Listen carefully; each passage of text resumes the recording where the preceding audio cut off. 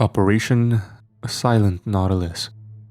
That's the name for the mission we're on. The moniker for our revenge mission we received shortly after getting back to the States. It's never easy. That long walk down the C-17, guarding the flag-draped casket of a man you bled with, froze with, fought with. Even harder, knowing the coffin itself is empty, even as our comrade's wife and child were crying beside it. Memories. That's what we buried. A tribute, as we had done every single time we approached the dark coffin of our brother who took one fateful walk into enemy-filled waters and disappeared. Each and every single member of Alpha Platoon pounded our tridents onto it. A thank you for the brotherhood. A promise to look over his family as they are our own. A vow for vengeance, to prevent this kind of evil from taking anyone else. The drinks we got at the bar afterwards felt as heavy as they always do. A little bit of numbing. That's what it's for. After the sorrow came the rage. Let me put you in our shoes. The current generation of Alpha Platoon has been together for the long run. Some new officers, some additions, but a lot of us have been here since the second half of the War on Terror. I'm fairly certain, despite South America being our AO, we have run operations on every continent. For kinetic purposes, not training bullshit. Every single day I think back to every inch I had to crawl to get here. Every fucking SEAL loves to spout on and on about Hell Week. Who gives a fuck about Hell Week? What about the 19-hour days you put in during training? The months sacrificed upon reaching your team to prove your worth? The thousands of hours spent in austere conditions, needing to stay ready, aware, sitting in the sun, crushing your bones. All of that, for some primordial bullshit to come crawling out of the deep, take dozens of lives. Hell, hundreds, if that spook is anything to go by. One of your brothers, then vanish? Fuck that. No, we're not idiots. I know the Trident has its fair share of knuckleheads, but we are experts at our craft. The Americans stand tall in the Special Operations team for a reason, and it may be rage and grief fueling these words. But I know each and every other NATO country breathes a sigh of relief when they hear we're their QRF.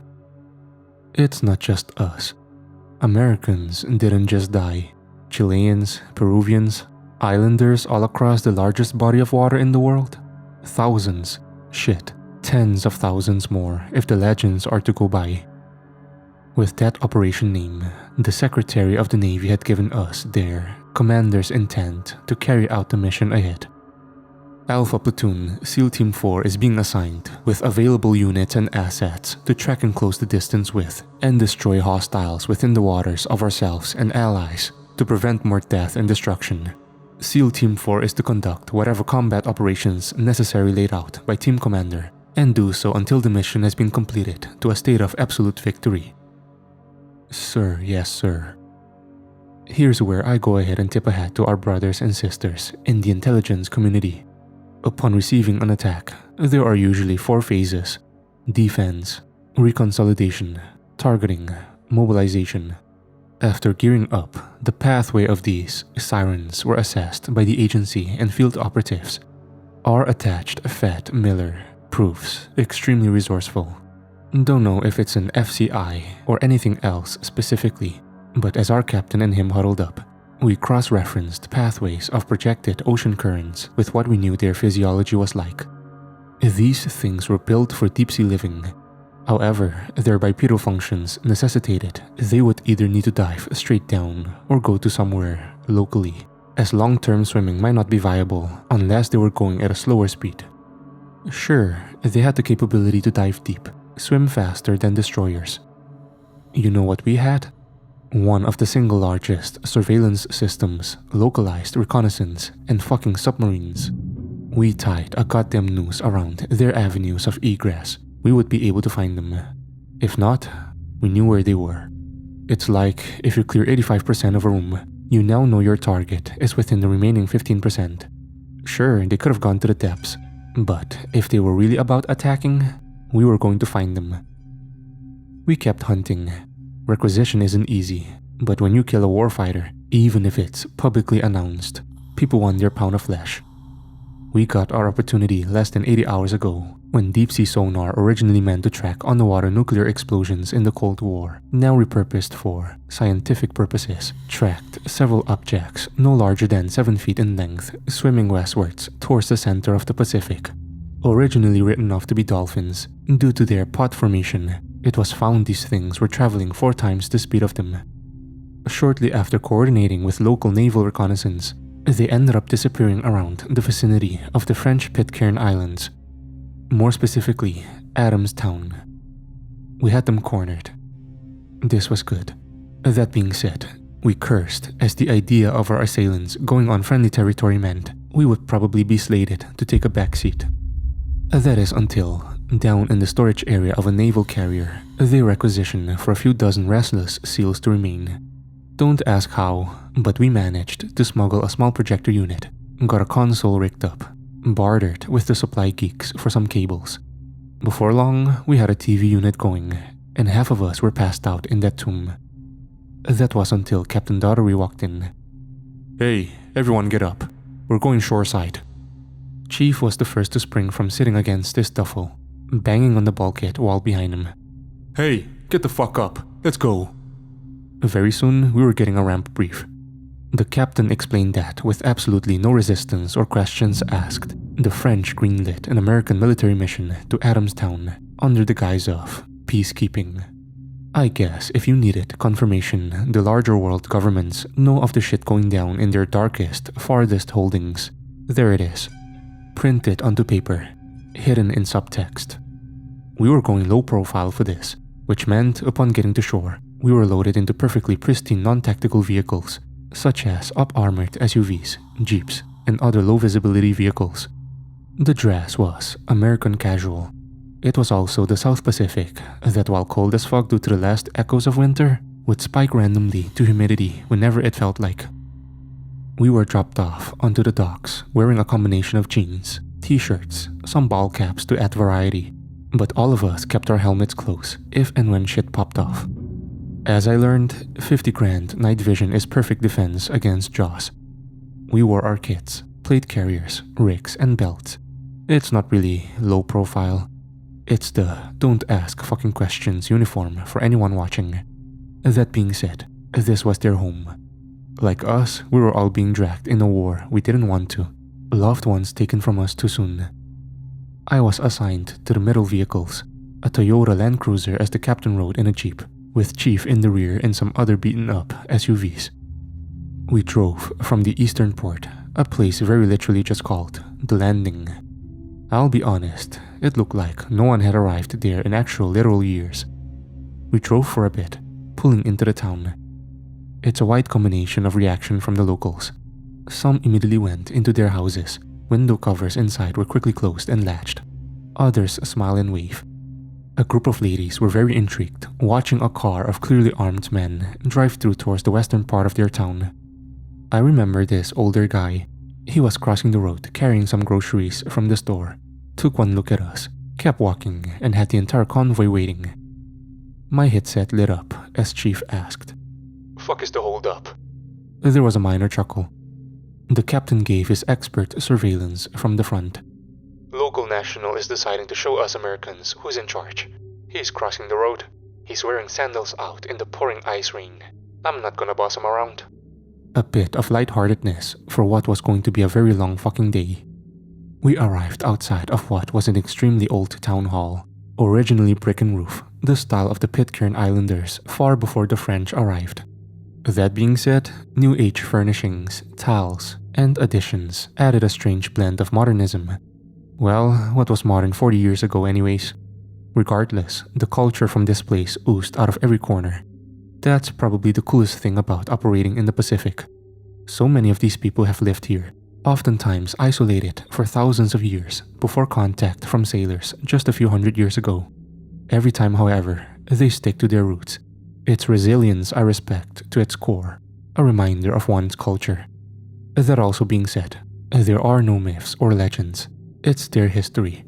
Shit that the rest of the world likes to call BS on and file away, only to have it rear its head, sink its teeth, and pull the better part of 1,000 people overboard. We all stepped out, taking up a calm security. Some of us met with the people nearby. Chief immediately broke out a pack of smokes that the local police were all too happy to trade cash for. One of our gunners leaned against the front vehicle of the convoy, M48 slung to his front as he stood there like a Goliath in a Steelers shirt and Wranglers. Daughtery patted my shoulder.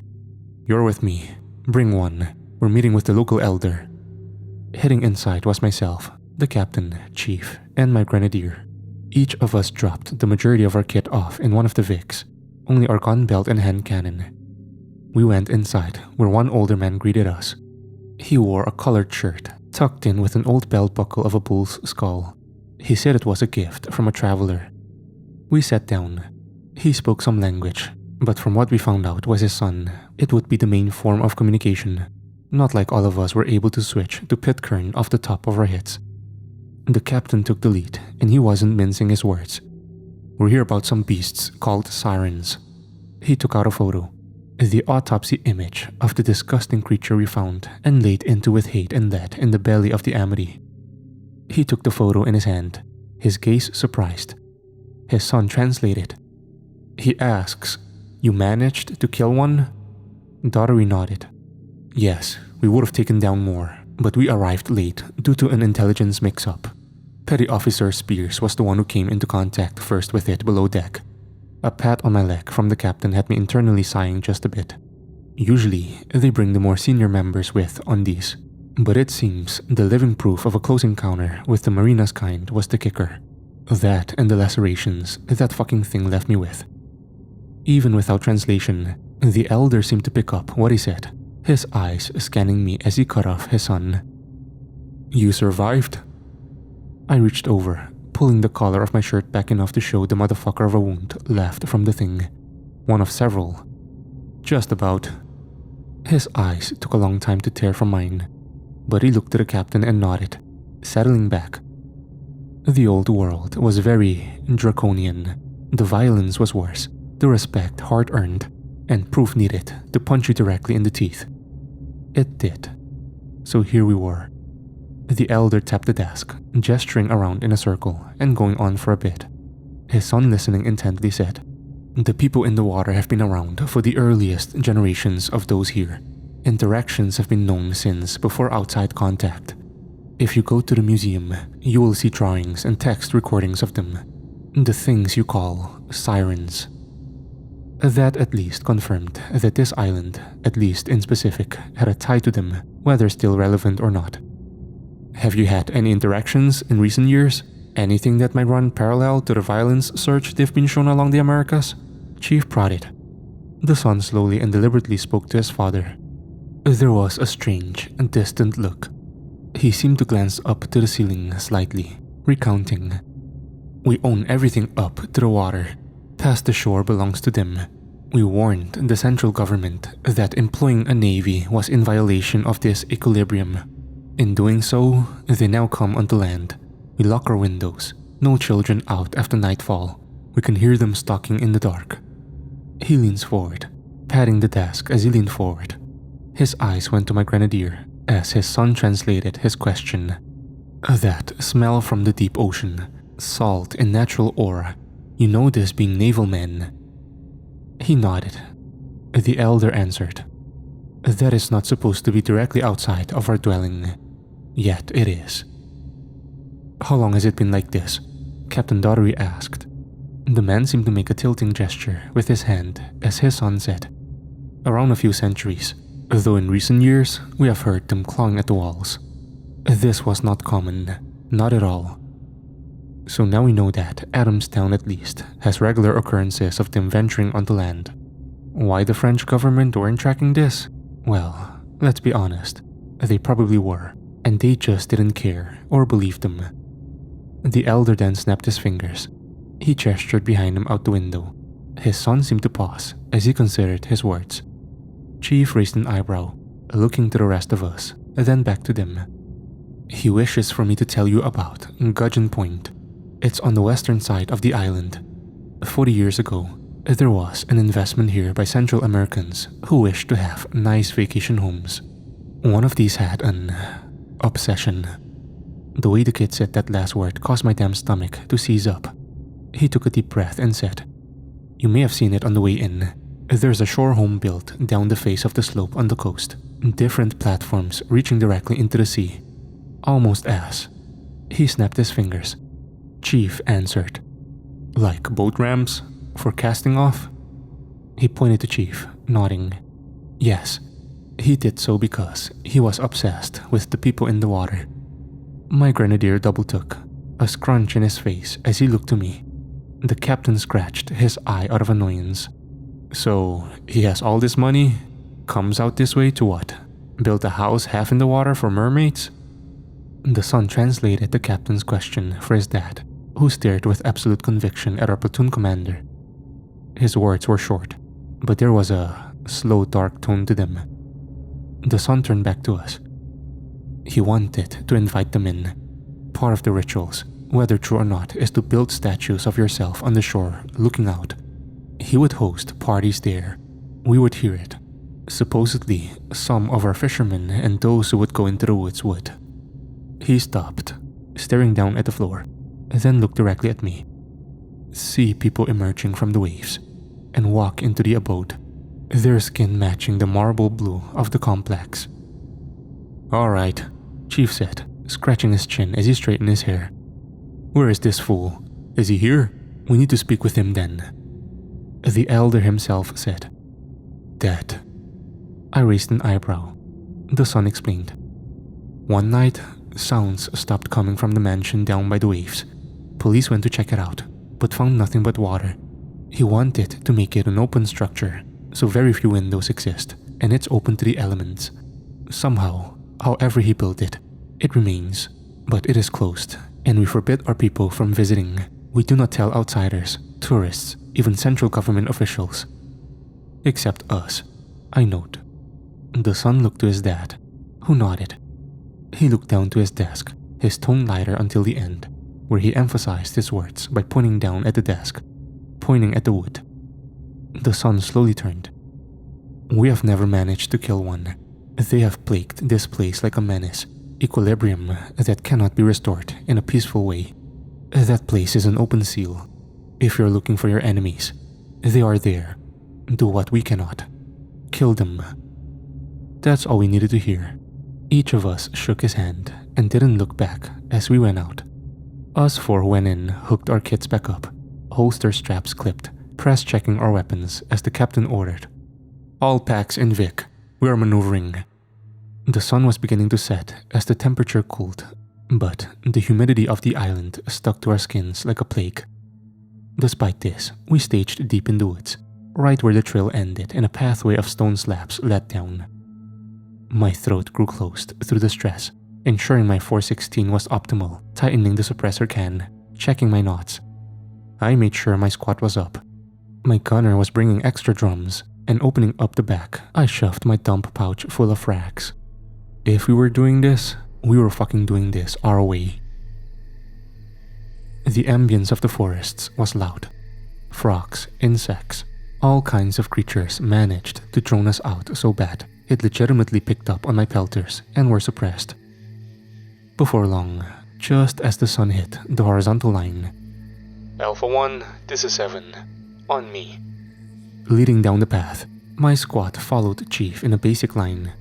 Normally, we would break up into a more complex formation, but the density of the forests, the linear path, and the nature of the enemy we were fighting allowed us to expedite travel. I was right behind them, scanning all around. Just a few meters to our left, I could see the cliff and the waves crashing. The stones were slippery, drawing my focus as we followed down with the world around us in a white-blue hue. Checking behind to see if my guys were still there. Soon, the creatures couldn't be hurt, just the waves crashing. The further we got down there, the less trees there were. Soon, a dirt clearing led to a cliff shelf, where a multi-leveled mansion of granite and concrete sat, the back half visibly pushing into the water. No windows meant gaping holes in the wall, all of them shadowy. Yet, a lack of vegetation gave it an ominous appearance. You know those stories where the knight journeys into the dragon's den? Yeah, that. Chief halted us.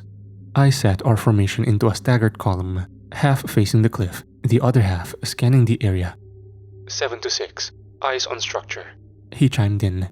Captain Daughtery hustled over to us, kneeling beside as we three scanned the monolith before us. A smell of brine and slight decay. The waterline was higher than it should be, despite there being no storm in sight. All of it was like an imposing maelstrom, daring us to come closer. Alright, let's lead in. Keep sharp. We're clearing every room shoreside inwards. Take no risks. We nodded to the platoon commander. As we got up, he gripped Chief's shoulder and leaned in, emphasizing, "Hey, if we get contact, absolute prejudice, alright? No one else is going home in body bags." A single nod. My squad maneuvered forward with our barrels raised, trudging through tall overgrowth as we approached the clean-cut, although worn stone steps. As we did, something in the brush caught our eyes. A spear, just like the one recovered on the Amity, stabbed downwards. I noted this to Chief, who just muttered, "Cool, keep going." We stacked up on the door as the other squads followed through. Chains from the locals were cut, and the platoon poured through. Immediately, we found ourselves in a large open area, the same windowless openings facing all around and out towards the sea, as a set of double stairs led upwards. A single staircase, darkness enveloping it, led downwards. Chief covered the downward stairs. "Alpha 3, keep your element on me. Alpha 1, 2, push up and clear ground and upwards levels." We did so with absolute intensity, the winds blowing seawater onto us. We became drenched in no time, but didn't stop. Old furniture, cushions, wooden tables had long since decayed, and were nothing but piles of mush and debris that fused together and onto the floor. Sounds echoed through the winds, all around us, like whale calls, but not quite. In no uncertain terms, we pushed it out of our minds. We got an all too harrowing example of what would happen if we didn't. Old photos of the mad bastard hung on the walls, some having fallen and were completely destroyed. Others were still mounted, and through smudged glass, we could see different shots of concerts, parties, and family. There was a weird feeling, seeing the distorted faces of a man so obsessed with the ancient, he built a house that became a temple, and before long, it became a tomb. Clearing the ground floor led us to peeking out one of the upwards balconies overlooking the ramps. There were dozens, all of them leading into the water. Some were stairs, others smooth ramps, all of them welcome mats for these things. Statues of him that had long since had their paint worn dotted the edges. As we headed back inside, my gunner took a long look at one and said, "Ugly bastard." Pushing upstairs led to a discovery.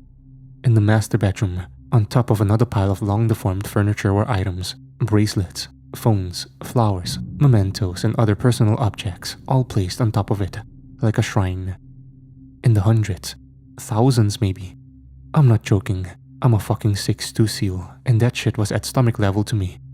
Alpha 2's leader shook his head as we all gazed at it under knots, the crashing waves being the only sound. His words were the only ones spoken. "What the fuck?"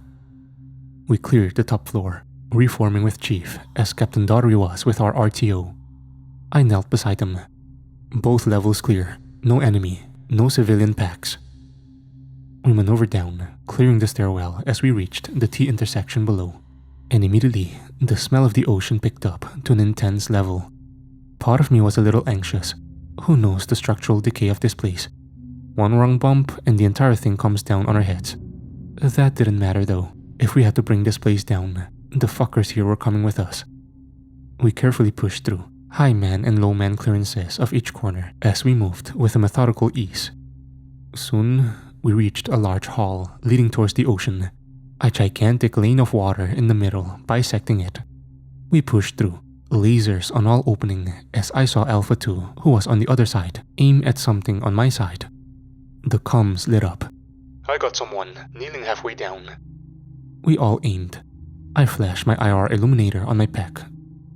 In front of us, approximately 25 meters, was what looked to be a woman. She was wearing a t-shirt, maybe some pants, hard to tell as she was on her knees, facing the water. My squad slowly pushed up, some of us keeping watch on the water as myself, my gunner, kept our barrels forward. Daughtery, who was behind at our end of the water moat, monitored, his own laser right on her. Alpha 1, this is 6. Approach carefully. See what medical attention she needs. Good old Captain. Always the humanitarian in a world of blood and dust. We slowly neared her. Her skin was pale, a slight sick gray, as I could see veins. Her hair was damp and clumped together like a mop. Her head was just facing forward. She wasn't moving, though with the wind and the shake of adrenaline, I couldn't tell if she was breathing visibly. We were maybe a few meters, less. With my gunner next to me, I whispered, "Cover me, I'm going to make contact." I could feel my heart pounding in my chest, shaking my ribs as I let my rifle hang, and drawing my .226 as my offhand reached her shoulder. She fell back, lifeless as the disgusting sound of her head slapping against the granite floor sounded out like a fucking gunshot. Her eyes were glazed over, pupils dilated as her lips and face were bloated. Her chest, it was hollow. I could tell from how she was damn near fucking deflated. It was a decoy. She was a decoy. Within seconds, the water broke and the bioluminescent glow and familiar silhouette of deep-sea frills, gills, and claws emerged and lunged at me. I slipped and fell back, cranking my neck on the wall just next to me as I put my foot out, managing to stop the fucker. The siren beast emerged, a horrifying shrill roar as it rose. My gunner kept true to his word. The whole fucking tunnel shook as he let loose a burst from his belt fed that shook the tunnel, the sound waves bouncing off and damn near rattling my lungs and soul. The creature's blue blood and glowing fluids painted the landing on the other side, and it fell back. More quickly rose.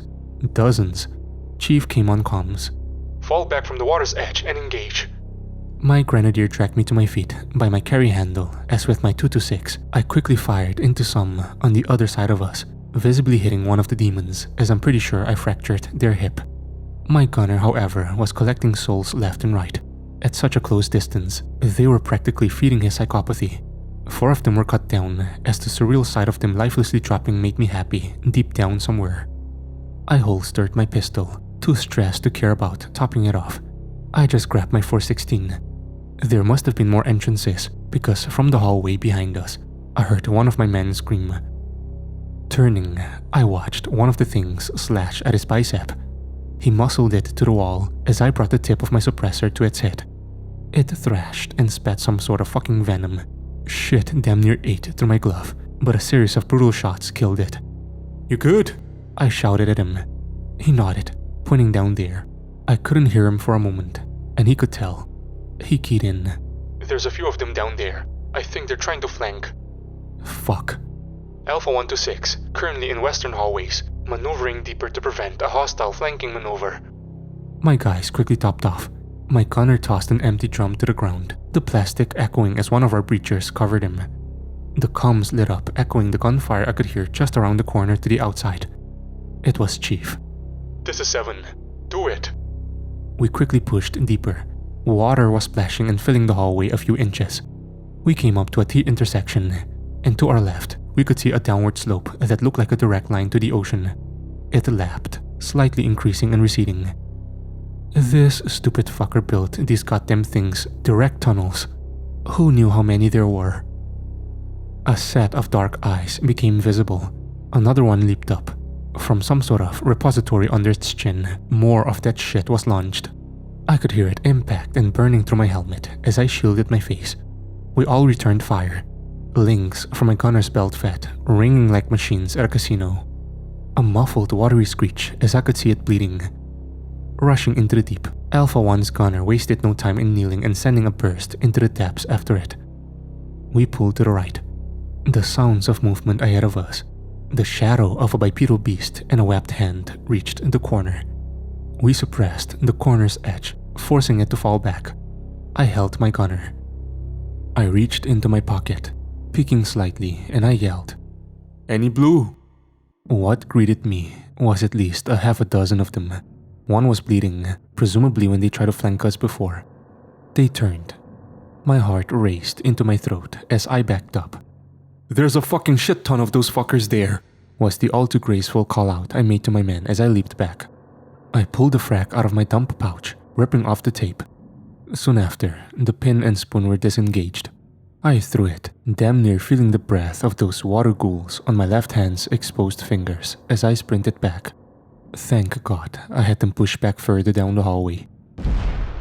Even as far as we did, the feeling of that frack was almost concussive in that tight tunnel. That and the groaning of the old structure above us reminded me of the decades of wear and tear settling in. I picked up my rifle as we pushed forward in a rolling T, kicking out wide. My gunner pushed to the far wall as we cut the corner. It must have landed right as several of them were grouped up, unfamiliar to the human tactic of high casualty producing weapons. Two of them were very literally blown apart, their innards mixing together to the point where we couldn't figure out where one ended and the other began. Another crawled on broken limbs as two of them further back hissed at us. We let it fucking rip. The mind-shattering feeling of hearing rounds impact dead flesh, cutting the injured one down as another tried and failed to run.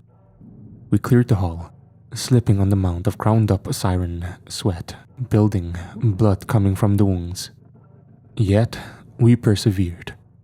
We quickly pushed into a strange circular room, a pool of water at the center. We fired into the one that fled. However, crossfire also caught him.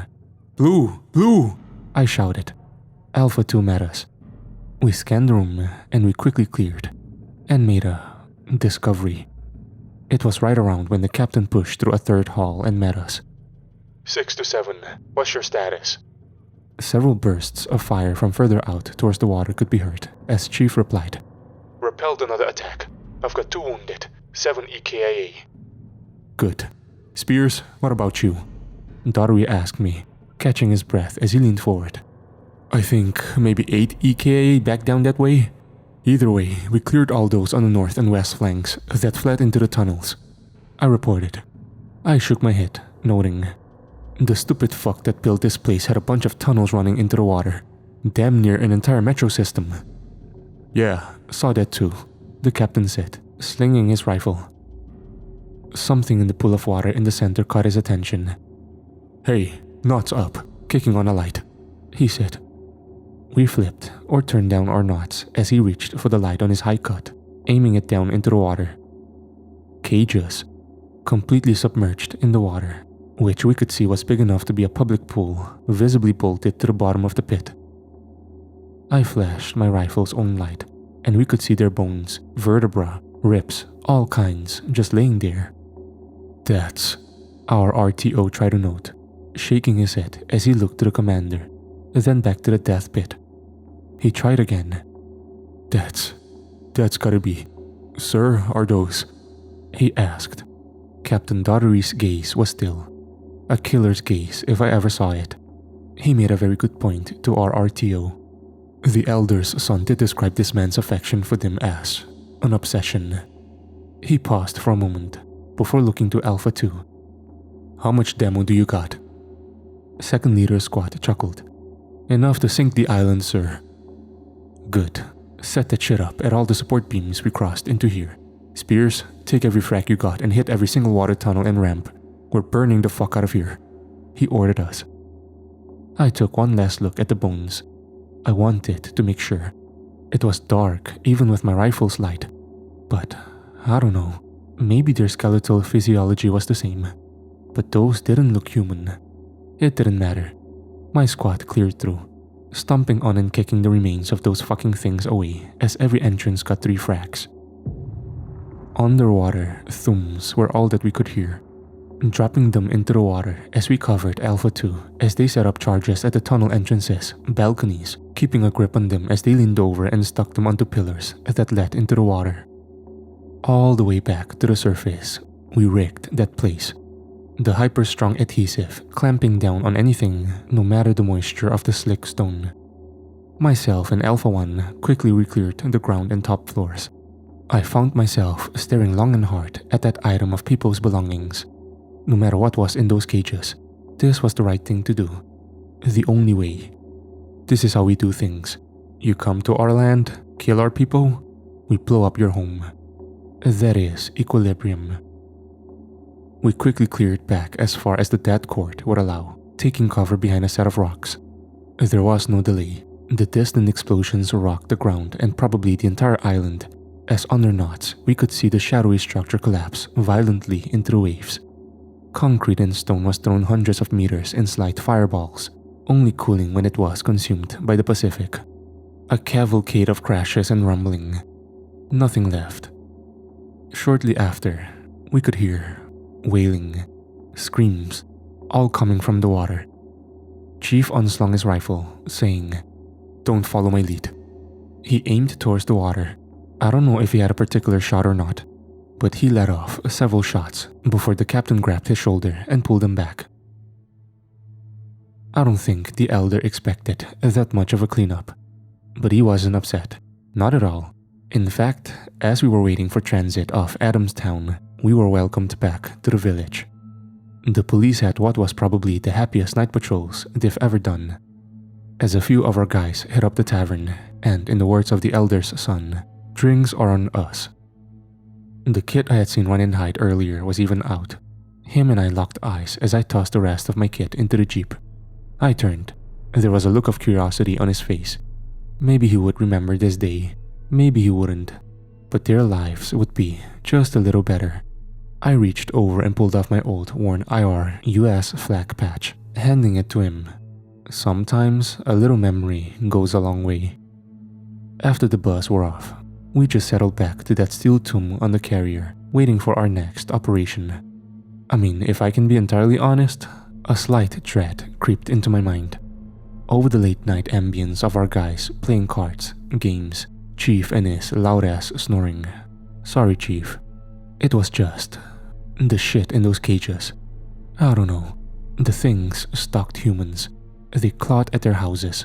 The pile of personal effects they collected like some sort of shrine. It's good that we leveled that place. It was a bad fucking omen. But it isn't done yet. I really hope this doesn't just turn into yet another forever war. Don't know how many of those my niece could take. Miller briefed us shortly after. That shit really shook them up. They're scattering like rats. Good.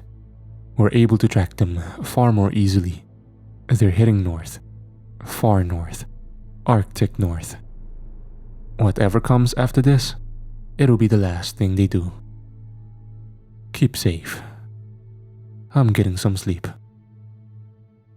Spears out.